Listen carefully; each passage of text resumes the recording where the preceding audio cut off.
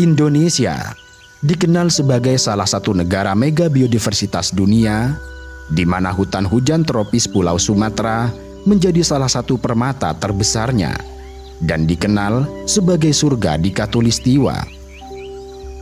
Ia ibarat orkestra megah yang setiap bagiannya diisi kehidupan dan memiliki peran yang sangat penting. Dari pohon raksasa yang menjulang hingga mikroorganisme yang bekerja diam di tanah lembab, semuanya terhubung dalam jaringan kehidupan yang rumit namun harmonis. Sebagai bagian dari negara kepulauan Indonesia, hutan Sumatera ikut menyumbang kekayaan hayati yang luar biasa. Meski luasnya hanya sekitar 1% dari daratan bumi, hutan-hutan di Indonesia, termasuk Sumatera, menjadi rumah bagi sekitar 10% spesies tumbuhan, 12% spesies mamalia, dan 17% spesies tumbuhan di seluruh dunia. Di dalamnya terdapat satwa-satwa karismatik yang mendunia, seperti orangutan, harimau, badak, gajah, beruang, hingga burung-burung yang eksotis. Bahkan hebatnya, hutan Sumatera adalah satu-satunya tempat di mana harimau, gajah, orangutan, dan badak dapat ditemukan hidup bersama dalam satu ekosistem yang sama.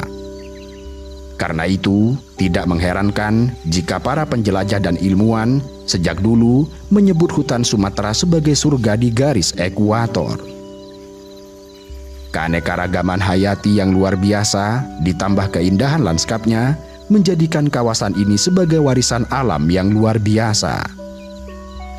UNESCO bahkan telah menetapkan hutan hujan tropis Sumatera sebagai situs warisan dunia, sebuah pengakuan atas pentingnya hutan ini bagi Indonesia dan dunia.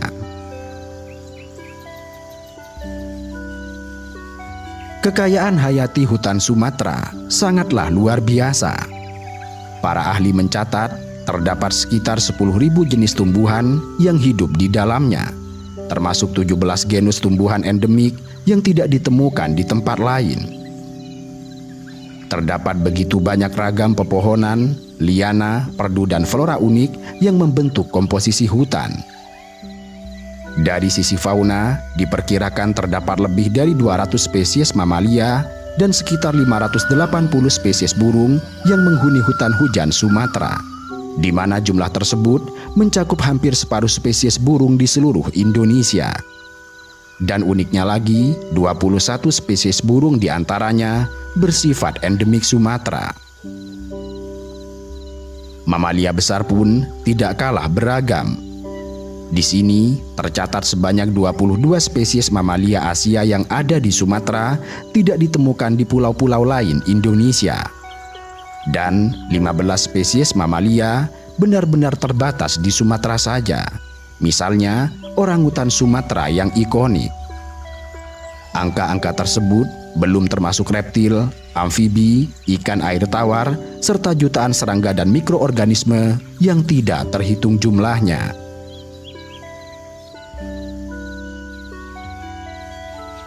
Pagi hari di hutan Sumatera dimulai dengan kabut tipis yang menyelimuti lembah dan lereng bukit. Lalu perlahan mentari mulai muncul, menyorot batang-batang pohon yang menjulang hingga menciptakan berkas cahaya keemasan di antara dedaunan. Dari pucuk pohon hingga sungai-sungai di dalam lembah, setiap sudutnya dihuni oleh makhluk yang berbeda. Dari kejauhan terdengar suara riuh orangutan di atas kanopi, sementara di bawah gemerisik suara langkah harimau yang nyaris tidak terdengar mengisyaratkan kehadirannya sebagai penguasa rimba.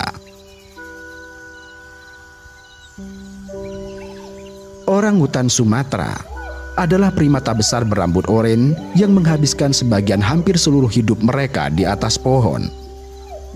Saat pagi, orangutan jantan dewasa dapat terlihat duduk di cabang tinggi sambil menikmati buah ara hutan.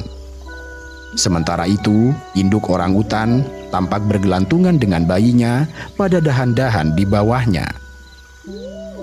Dengan lengan panjang dan jari yang kuat, mereka berpindah dari satu pohon ke pohon lain dengan sangat mudah. Dari tajuk hutan yang tinggi, mereka makan, tidur, bermain, bahkan membesarkan anak-anak. Mereka jarang sekali turun tanah, kecuali jika benar-benar perlu atau terpaksa.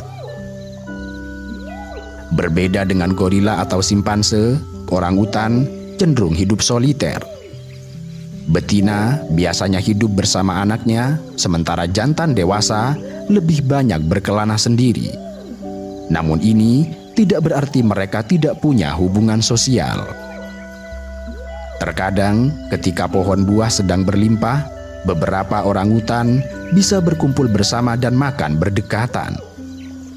Dalam momen ini terdapat interaksi yang singkat, tatapan, bahkan pembicaraan dengan suara rendah atau isyarat tangan. Namun setelah itu, mereka kembali berpisah. Kebebasan adalah nilai utama dalam hidup mereka. Itulah mengapa orangutan tidak membentuk kelompok besar, tetapi tetap saling mengenal satu sama lain di dalam wilayah yang sama. Satu-satunya hubungan paling erat dalam kehidupan orangutan adalah antara induk betina dengan anaknya. Seekor anak orangutan akan bersama ibunya antara 7 hingga 8 tahun, dan ini merupakan salah satu masa pengasuhan terlama di dunia hewan. Selama itu, anak belajar segala hal dari ibunya. Bagaimana membuat sarang, bagaimana mencari buah, tanaman apa yang bisa dimakan, cara membuat payung dari daun besar ketika hujan, bahkan cara menggunakan ranting untuk mengambil serangga. Ikatan ini begitu kuat sehingga anak orangutan sering terlihat bermain di pelukan ibunya, bergelayut di tubuhnya, atau tidur bersama di sarang yang sama. Kecerdasan orangutan Sumatera membuat banyak peneliti merasa kagum. Mereka mampu menggunakan alat-alat sederhana, mulai dari ranting untuk menggali serangga, daun sebagai sendok minum, bahkan batang kayu untuk mengusir serangga pengganggu. Beberapa penelitian juga menunjukkan bahwa orangutan mampu merencanakan ke depan. Misalnya, mereka memilih buah yang belum matang, menyimpannya, dan kembali lagi beberapa hari kemudian saat buah itu sudah layak untuk dimakan. Ini menunjukkan kemampuan memori dan perencanaan yang luar biasa.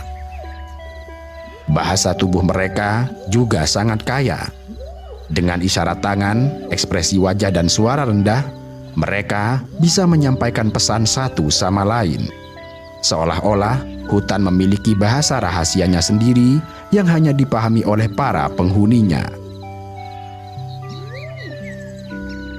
Biasanya, orangutan Sumatera menutup semua rangkaian aktivitasnya di sore hari menjelang malam dengan membangun sarang dari dahan dan daun.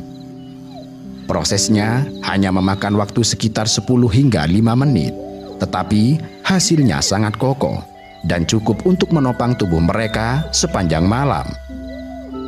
Sarang baru akan dibuat setiap hari, yang menunjukkan betapa terampilnya mereka dalam menggunakan alam. Pohon bagi orangutan bukan sekedar tempat tinggal, melainkan seluruh dunia mereka. Pohon memberi mereka makan, memberi tempat berlindung, sekaligus menjadi jalur perjalanan. Dan hebatnya, dari pepohonan itu, mereka menjadi penyebar biji alami. Ketika memakan buah, biji-biji akan keluar bersama kotoran, jatuh di tempat-tempat jauh dari pohon induknya. Dan dengan cara ini, orangutan telah membantu hutan meregenerasi. Para ilmuwan menyebut mereka sebagai petani hutan, karena tanpa mereka, banyak spesies pohon tidak akan bisa berkembang dengan baik. Jika kanopi adalah pusat kehidupan orangutan, maka lantai hutan menjadi kerajaan sang harimau yang mengintai laksana bayangan bergaris loreng. Harimau Sumatera adalah subspesies harimau terkecil namun paling lincah, yang sempurna beradaptasi dengan hutan rapat. Corak lorengnya yang gelap membantu mereka membaur di antara belang cahaya serta bayang dedaunan. Mereka tidak hidup berkelompok seperti singa, melainkan berjalan sendiri menguasai wilayah yang bisa mencapai 100 km persegi.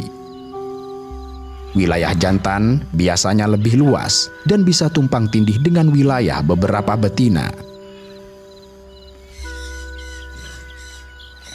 Aktivitas mereka kebanyakan berlangsung di malam hari.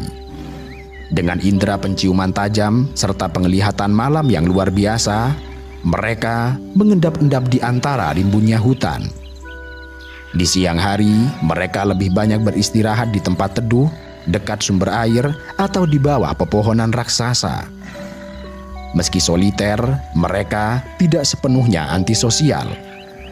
Mereka berkomunikasi lewat tanda aroma urin, kotoran, atau goresan di batang pohon. Mereka juga berkomunikasi dengan suara, termasuk auman, geraman, atau dengusan, dan juga bahasa tubuh. Semua ini adalah cara mereka menegaskan kehadiran, menarik pasangan, atau memberi peringatan pada para penyusu. Keahlian berburu adalah seni hidup bagi harimau Sumatera. Mereka tidak mengejar mangsa dengan kecepatan tinggi seperti cheetah, tetapi mengandalkan kesabaran dan pengintaian. Mereka bergerak perlahan dan nyaris tanpa suara, sehingga mangsa tidak menyadari keberadaannya hingga jarak sangat dekat. Dengan sabar, harimau mendekat sejauh mungkin. Biasanya, jarak aman untuk menyerang adalah 5 hingga 10 meter, sebab sedikit saja kesalahan atau suara, mangsa bisa kabur. Kemudian, saat waktunya dirasa cepat, mereka melompat dengan kekuatan penuh. Dengan cakar tajam, mereka mencengkeram mangsanya, sementara gigi taring menghantam leher untuk memutus pernafasan. Setelah mangsa tidak berdaya, harimau menariknya ke tempat aman. Seekor rusa atau babi hutan bisa menjadi santapan selama beberapa hari. Mangsa utama mereka adalah rusa sambar, kijang, babi hutan, dan terkadang hewan lebih besar seperti anak gajah atau kerbau liar. Namun demikian, mereka juga bisa memangsa hewan kecil jika terpaksa. Harimau Sumatera betina biasanya melahirkan 2 hingga 3 anak setelah masa bunting sekitar 100 hari. Anak-anak ini lahir dalam kondisi buta dan sepenuhnya bergantung pada induknya.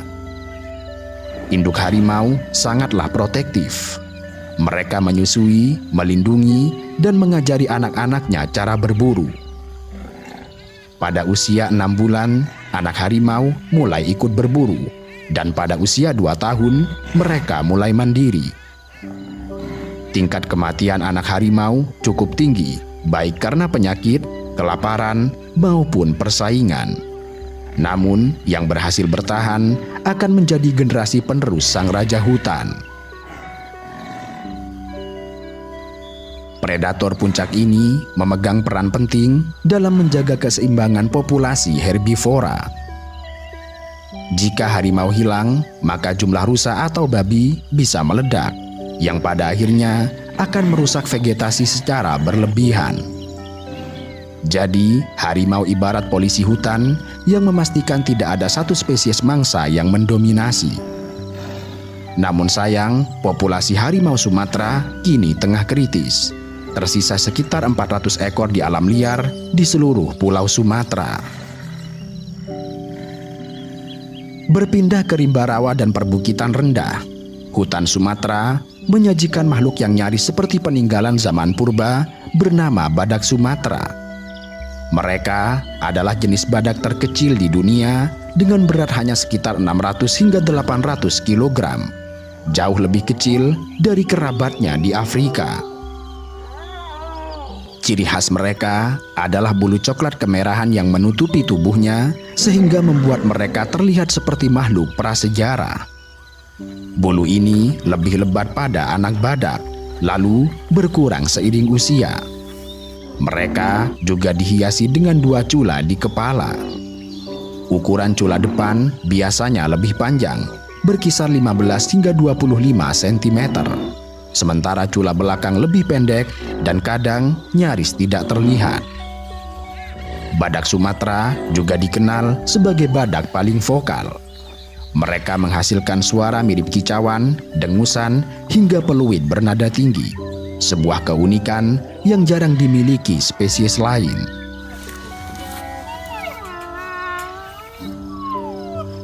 Badak Sumatera adalah makhluk yang soliter. Mereka lebih suka berjalan sendiri di jalur yang sama, meninggalkan jejak berupa kotoran, urin, atau goresan di pohon sebagai penanda wilayahnya. Mereka aktif terutama pada pagi serta sore hari. Sementara siang digunakan untuk beristirahat atau berendam di kubangan lumpur. Lumpur tidak hanya membuat tubuh sejuk, tetapi juga melindungi kulit dari serangga dan parasit. Makanan utama mereka adalah dedaunan, ranting, tunas muda, kulit kayu, serta buah-buahan. Seekor badak bisa mengonsumsi lebih dari 50 kg tumbuhan per hari. Dengan mulut prehensil, mereka bisa meraih daun-daun dari pohon rendah serta semak belukar. Badak Sumatera adalah tukang kebun hutan. Dengan tubuh besar, mereka membuka jalur di hutan lebat yang kemudian digunakan oleh satwa lain. Mereka juga menyebarkan biji-bijian melalui kotoran, membantu regenerasi tumbuhan di berbagai tempat. Dengan kata lain, keberadaan badak Sumatera bukan hanya penting untuk dirinya sendiri, tetapi juga bagi seluruh ekosistem hutan. Tanpa mereka, dinamika hutan bisa terganggu. Namun sayangnya lagi, badak Sumatera kini berada di ambang kepunahan kritis. Analisis terakhir menyebutkan mungkin tidak sampai 80 individu tersisa di alam bebas, tersebar terpisah di Sumatera serta sedikit di Kalimantan. Tidak kalah megah dengan badak dan harimau adalah gajah Sumatera, raksasa lembut yang menghuni dataran rendah. Dalam kelompok kecil, gajah-gajah ini menjelajahi hutan sambil membuka jalur setapak, merobohkan tumbuhan penghalang dengan belalainya, memakan sekitar 150 kg dedaunan dan buah setiap hari, dan minum hingga 180 liter air. Dengan bobot sekitar 3 hingga 5 ton, mereka menciptakan jalan gajah yang kemudian juga dilalui satwa lain dan turut membentuk alur aliran air di lantai hutan. Gajah Sumatera dikenal sebagai insinyur ekosistem yang berperan sebagai penyebar biji jarak jauh. Biji-biji buah yang mereka makan bisa keluar utuh dalam kotoran setelah menempuh perjalanan bermil-mil dari pohon induk. Banyak jenis pohon hutan yang benihnya sangat bergantung pada gajah agar tersebar luas. Selain itu, jejak kaki mereka yang membentuk cekungan dapat terisi air hujan menjadi kolam kecil tempat kecebong dan ikan berkembang. Dengan semua peran ini, gajah dijuluki sebagai penjaga keseimbangan hutan. Dan dengan demikian, melindungi mereka berarti turut melindungi puluhan spesies lain yang habitatnya tercipta dari aktivitas gajah. Hanya saja, tantangan berat kini tengah dihadapi gajah Sumatera. Populasi mereka terus merosot akibat hilangnya habitat oleh perluasan kebun serta konflik dengan manusia. Dan kini diperkirakan tersisa sekitar 2.400 ekor gajah liar di Sumatera yang terpusat di kantong-kantong hutan yang semakin mengecil. Selain satwa hebat yang telah disebutkan, hutan Sumatera juga dihuni oleh ribuan fauna lain yang tidak kalah menarik. Beruang madu misalnya turut menjadi satwa kunci ekosistem. Beruang berukuran sedang ini pandai memanjat pohon, mengincar madu lebah atau buah-buahan. Saat mencari madu, mereka akan mencakar batang pohon untuk memanjat serta merobek sarang lebah. Dan uniknya, lubang yang tercipta kemudian dapat ditempati hewan lain seperti burung hantu atau tupai terbang untuk bersarang. Beruang madu juga pemakan buah fikus dan biji, sehingga membantu penyebaran bagi tumbuhan.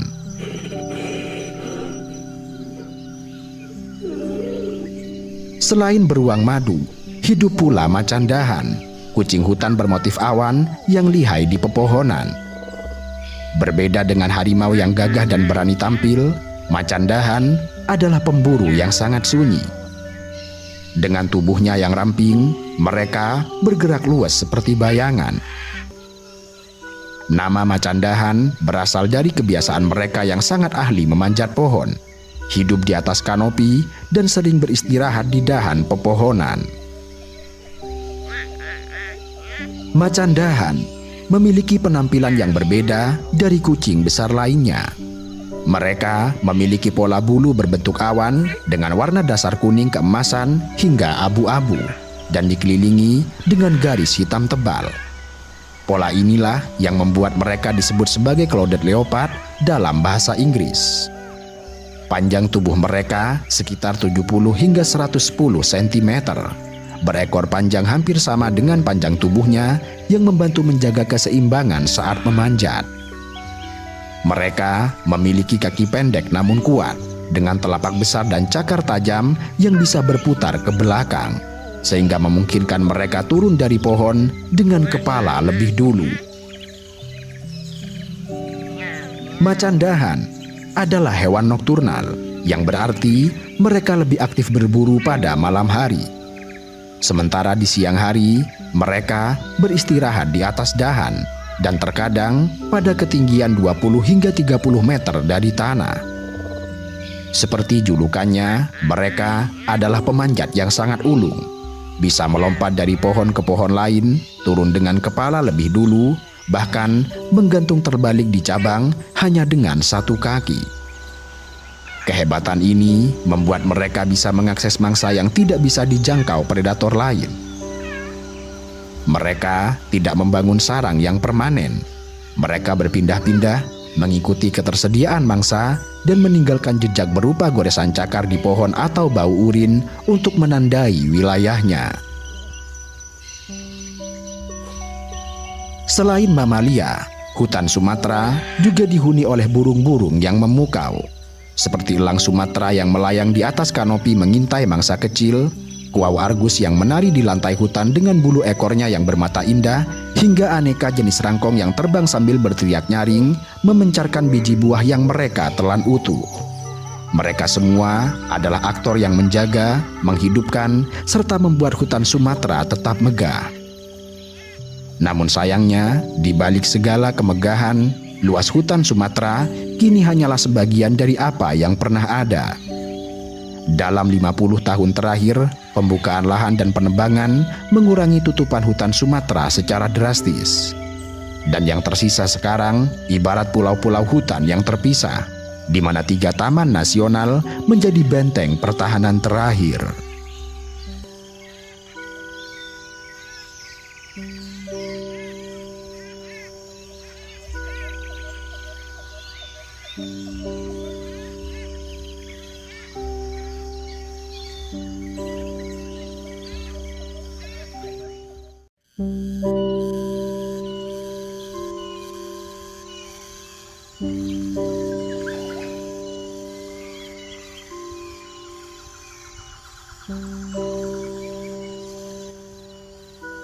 Indonesia dikenal sebagai salah satu negara mega biodiversitas dunia, di mana hutan hujan tropis Pulau Sumatera menjadi salah satu permata terbesarnya dan dikenal sebagai surga di Khatulistiwa. Ia ibarat orkestra megah yang setiap bagiannya diisi kehidupan dan memiliki peran yang sangat penting. Dari pohon raksasa yang menjulang hingga mikroorganisme yang bekerja diam di tanah lembab, semuanya terhubung dalam jaringan kehidupan yang rumit namun harmonis. Sebagai bagian dari negara kepulauan Indonesia, hutan Sumatera ikut menyumbang kekayaan hayati yang luar biasa. Meski luasnya hanya sekitar 1% dari daratan bumi, hutan-hutan di Indonesia, termasuk Sumatera, menjadi rumah bagi sekitar 10% spesies tumbuhan, 12% spesies mamalia, dan 17% spesies tumbuhan di seluruh dunia. Di dalamnya terdapat satwa-satwa karismatik yang mendunia, seperti orangutan, harimau, badak, gajah, beruang, hingga burung-burung yang eksotis. Bahkan hebatnya, hutan Sumatera adalah satu-satunya tempat di mana harimau, gajah, orangutan, dan badak dapat ditemukan hidup bersama dalam satu ekosistem yang sama. Karena itu, tidak mengherankan jika para penjelajah dan ilmuwan sejak dulu menyebut hutan Sumatera sebagai surga di garis ekuator. Keanekaragaman hayati yang luar biasa ditambah keindahan lanskapnya menjadikan kawasan ini sebagai warisan alam yang luar biasa. UNESCO bahkan telah menetapkan hutan hujan tropis Sumatera sebagai situs warisan dunia, sebuah pengakuan atas pentingnya hutan ini bagi Indonesia dan dunia.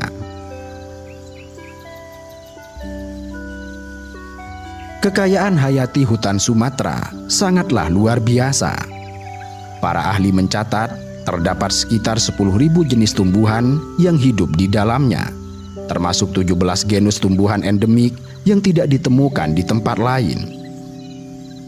Terdapat begitu banyak ragam pepohonan, liana, perdu, dan flora unik yang membentuk komposisi hutan. Dari sisi fauna, diperkirakan terdapat lebih dari 200 spesies mamalia dan sekitar 580 spesies burung yang menghuni hutan hujan Sumatera, di mana jumlah tersebut mencakup hampir separuh spesies burung di seluruh Indonesia. Dan uniknya lagi, 21 spesies burung diantaranya bersifat endemik Sumatera. Mamalia besar pun tidak kalah beragam. Di sini tercatat sebanyak 22 spesies mamalia Asia yang ada di Sumatera tidak ditemukan di pulau-pulau lain Indonesia. Dan 15 spesies mamalia benar-benar terbatas di Sumatera saja. Misalnya, orangutan Sumatera yang ikonik. Angka-angka tersebut belum termasuk reptil, amfibi, ikan air tawar, serta jutaan serangga dan mikroorganisme yang tidak terhitung jumlahnya.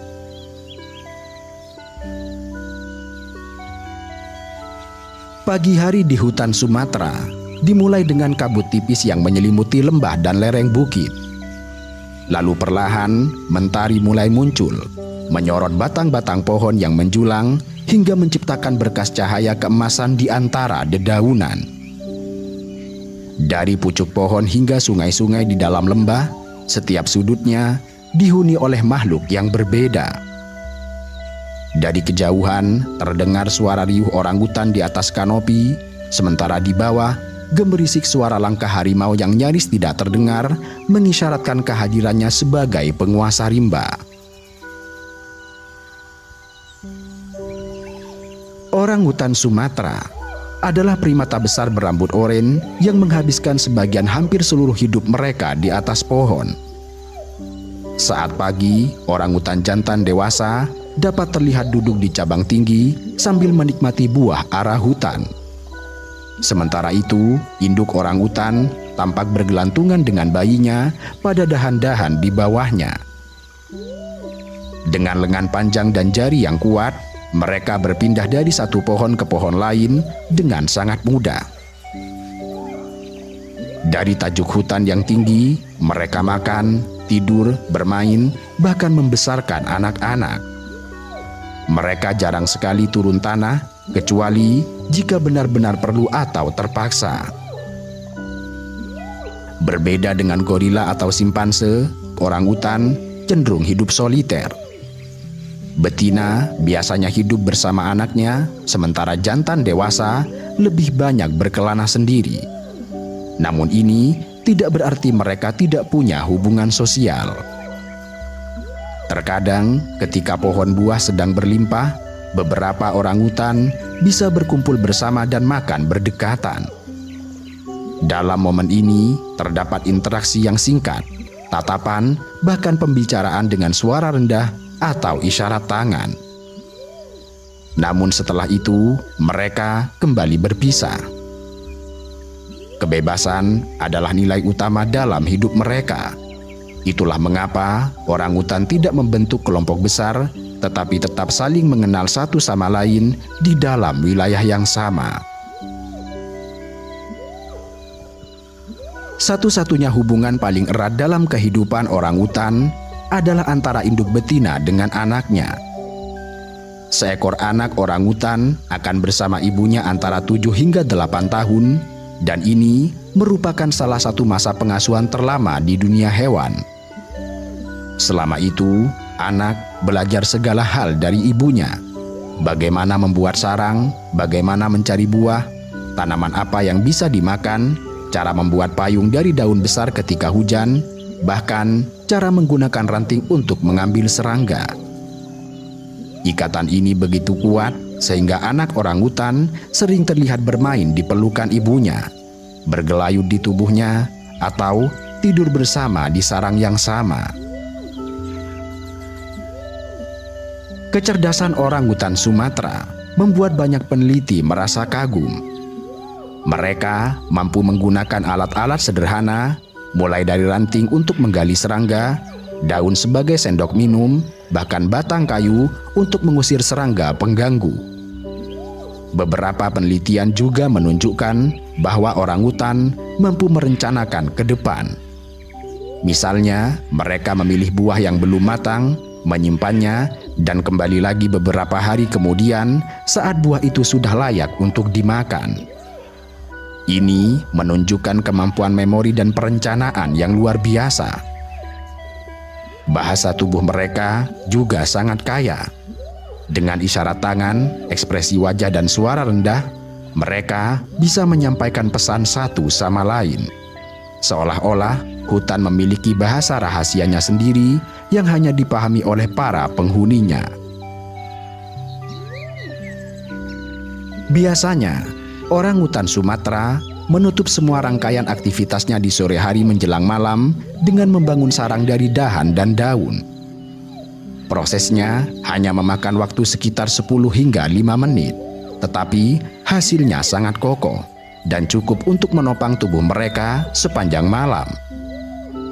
Sarang baru akan dibuat setiap hari yang menunjukkan betapa terampilnya mereka dalam menggunakan alam. Pohon bagi orang hutan bukan sekedar tempat tinggal, melainkan seluruh dunia mereka. Pohon memberi mereka makan, memberi tempat berlindung, sekaligus menjadi jalur perjalanan. Dan hebatnya, dari pepohonan itu, mereka menjadi penyebar biji alami. Ketika memakan buah, biji-biji akan keluar bersama kotoran, jatuh di tempat-tempat jauh dari pohon induknya. Dan dengan cara ini, orangutan telah membantu hutan meregenerasi. Para ilmuwan menyebut mereka sebagai petani hutan, karena tanpa mereka, banyak spesies pohon tidak akan bisa berkembang dengan baik. Jika kanopi adalah pusat kehidupan orangutan, maka lantai hutan menjadi kerajaan sang harimau yang mengintai laksana bayangan bergaris loreng.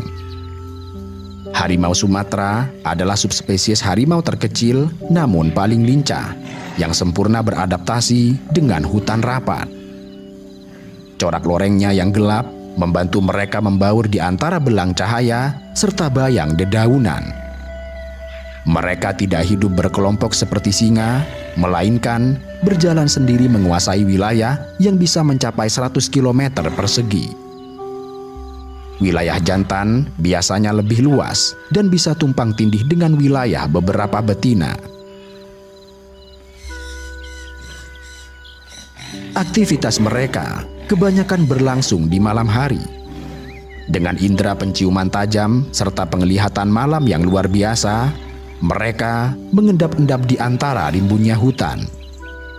Di siang hari, mereka lebih banyak beristirahat di tempat teduh, dekat sumber air, atau di bawah pepohonan raksasa. Meski soliter, mereka tidak sepenuhnya antisosial.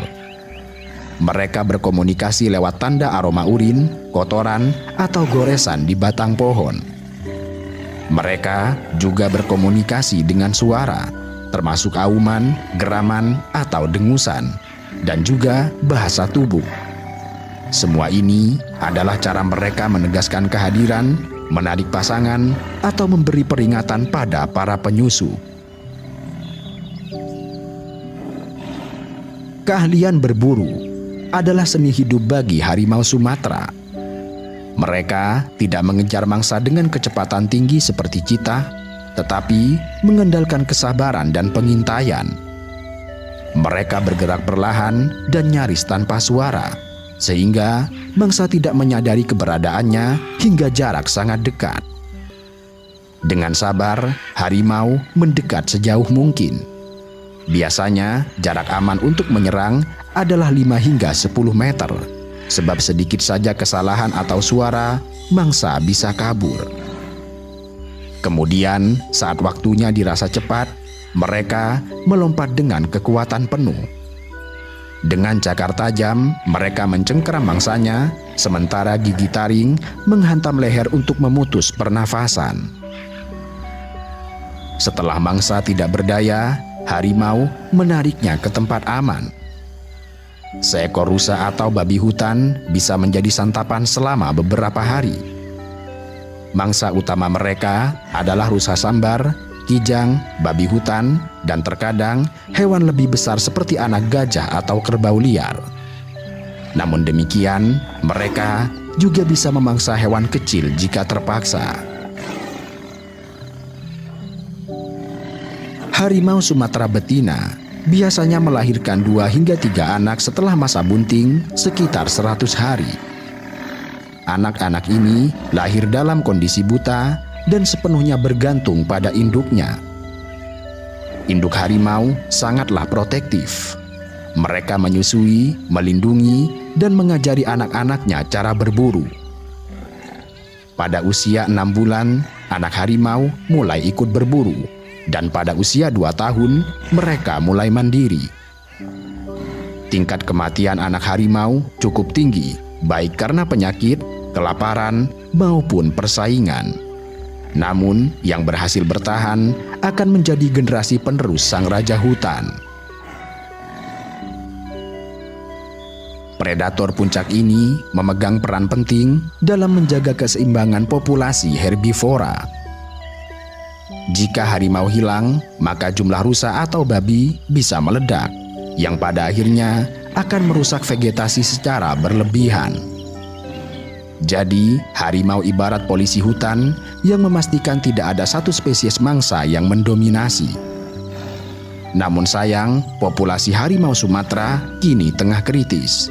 Tersisa sekitar 400 ekor di alam liar di seluruh pulau Sumatera. Berpindah ke rimba rawa dan perbukitan rendah, hutan Sumatera menyajikan makhluk yang nyaris seperti peninggalan zaman purba bernama badak Sumatera. Mereka adalah jenis badak terkecil di dunia dengan berat hanya sekitar 600 hingga 800 kg. Jauh lebih kecil dari kerabatnya di Afrika. Ciri khas mereka adalah bulu coklat kemerahan yang menutupi tubuhnya sehingga membuat mereka terlihat seperti makhluk prasejarah. Bulu ini lebih lebat pada anak badak, lalu berkurang seiring usia. Mereka juga dihiasi dengan 2 cula di kepala. Ukuran cula depan biasanya lebih panjang, berkisar 15 hingga 25 cm. Sementara cula belakang lebih pendek dan kadang nyaris tidak terlihat. Badak Sumatera juga dikenal sebagai badak paling vokal. Mereka menghasilkan suara mirip kicauan, dengusan, hingga peluit bernada tinggi. Sebuah keunikan yang jarang dimiliki spesies lain.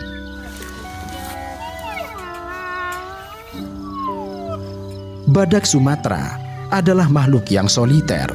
Mereka lebih suka berjalan sendiri di jalur yang sama, meninggalkan jejak berupa kotoran, urin, atau goresan di pohon sebagai penanda wilayahnya. Mereka aktif terutama pada pagi serta sore hari. Sementara siang digunakan untuk beristirahat atau berendam di kubangan lumpur. Lumpur tidak hanya membuat tubuh sejuk, tetapi juga melindungi kulit dari serangga dan parasit. Makanan utama mereka adalah dedaunan, ranting, tunas muda, kulit kayu, serta buah-buahan. Seekor badak bisa mengonsumsi lebih dari 50 kg tumbuhan per hari. Dengan mulut prehensil, mereka bisa meraih daun-daun dari pohon rendah serta semak belukar. Badak Sumatera adalah tukang kebun hutan. Dengan tubuh besar, mereka membuka jalur di hutan lebat yang kemudian digunakan oleh satwa lain. Mereka juga menyebarkan biji-bijian melalui kotoran, membantu regenerasi tumbuhan di berbagai tempat. Dengan kata lain, keberadaan badak Sumatera bukan hanya penting untuk dirinya sendiri, tetapi juga bagi seluruh ekosistem hutan. Tanpa mereka, dinamika hutan bisa terganggu. Namun sayangnya lagi, badak Sumatera kini berada di ambang kepunahan kritis. Analisis terakhir menyebutkan mungkin tidak sampai 80 individu tersisa di alam bebas, tersebar terpisah di Sumatera serta sedikit di Kalimantan. Tidak kalah megah dengan badak dan harimau adalah gajah Sumatera, raksasa lembut yang menghuni dataran rendah. Dalam kelompok kecil, gajah-gajah ini menjelajahi hutan sambil membuka jalur setapak, merobohkan tumbuhan penghalang dengan belalainya, memakan sekitar 150 kg dedaunan dan buah setiap hari, dan minum hingga 180 liter air. Dengan bobot sekitar 3 hingga 5 ton, Mereka menciptakan jalan gajah yang kemudian juga dilalui satwa lain dan turut membentuk alur aliran air di lantai hutan. Gajah Sumatera dikenal sebagai insinyur ekosistem yang berperan sebagai penyebar biji jarak jauh. Biji-biji buah yang mereka makan bisa keluar utuh dalam kotoran setelah menempuh perjalanan bermil-mil dari pohon induk. Banyak jenis pohon hutan yang benihnya sangat bergantung pada gajah agar tersebar luas. Selain itu, jejak kaki mereka yang membentuk cekungan dapat terisi air hujan menjadi kolam kecil, tempat kecebong dan ikan berkembang. Dengan semua peran ini, gajah dijuluki sebagai penjaga keseimbangan hutan. Dan dengan demikian, melindungi mereka berarti turut melindungi puluhan spesies lain yang habitatnya tercipta dari aktivitas gajah. Hanya saja, tantangan berat kini tengah dihadapi gajah Sumatera. Populasi mereka terus merosot akibat hilangnya habitat oleh perluasan kebun serta konflik dengan manusia. Dan kini diperkirakan tersisa sekitar 2.400 ekor gajah liar di Sumatera yang terpusat di kantong-kantong hutan yang semakin mengecil. Selain satwa hebat yang telah disebutkan, hutan Sumatera juga dihuni oleh ribuan fauna lain yang tidak kalah menarik. Beruang madu misalnya turut menjadi satwa kunci ekosistem. Beruang berukuran sedang ini pandai memanjat pohon, mengincar madu lebah atau buah-buahan. Saat mencari madu, mereka akan mencakar batang pohon untuk memanjat serta merobek sarang lebah. Dan uniknya, lubang yang tercipta kemudian dapat ditempati hewan lain seperti burung hantu atau tupai terbang untuk bersarang. Beruang madu juga pemakan buah fikus dan biji, sehingga membantu penyebaran bagi tumbuhan.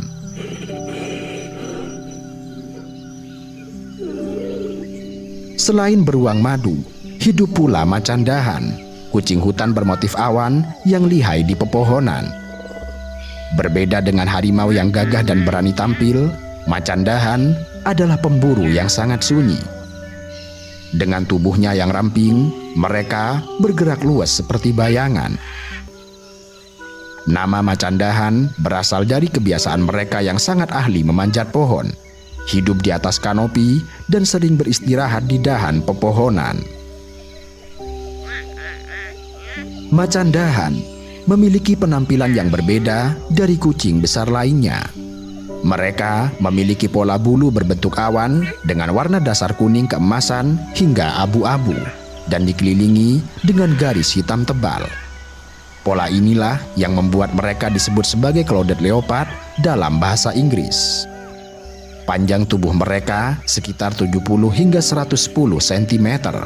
Berekor panjang hampir sama dengan panjang tubuhnya yang membantu menjaga keseimbangan saat memanjat.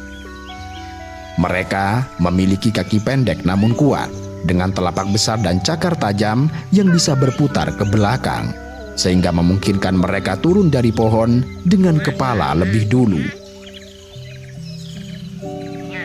Macan dahan adalah hewan nokturnal, yang berarti mereka lebih aktif berburu pada malam hari. Sementara di siang hari, mereka beristirahat di atas dahan dan terkadang pada ketinggian 20 hingga 30 meter dari tanah. Seperti julukannya, mereka adalah pemanjat yang sangat ulung. Bisa melompat dari pohon ke pohon lain, turun dengan kepala lebih dulu, bahkan menggantung terbalik di cabang hanya dengan satu kaki. Kehebatan ini membuat mereka bisa mengakses mangsa yang tidak bisa dijangkau predator lain. Mereka tidak membangun sarang yang permanen. Mereka berpindah-pindah, mengikuti ketersediaan mangsa, dan meninggalkan jejak berupa goresan cakar di pohon atau bau urin untuk menandai wilayahnya. Selain mamalia, hutan Sumatera juga dihuni oleh burung-burung yang memukau.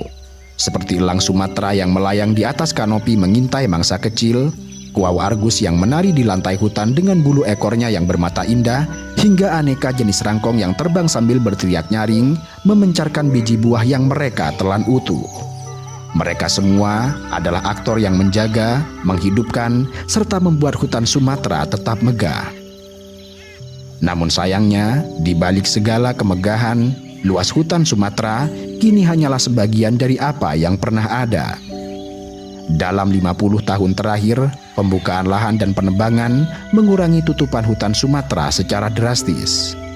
Dan yang tersisa sekarang ibarat pulau-pulau hutan yang terpisah, di mana 3 taman nasional menjadi benteng pertahanan terakhir.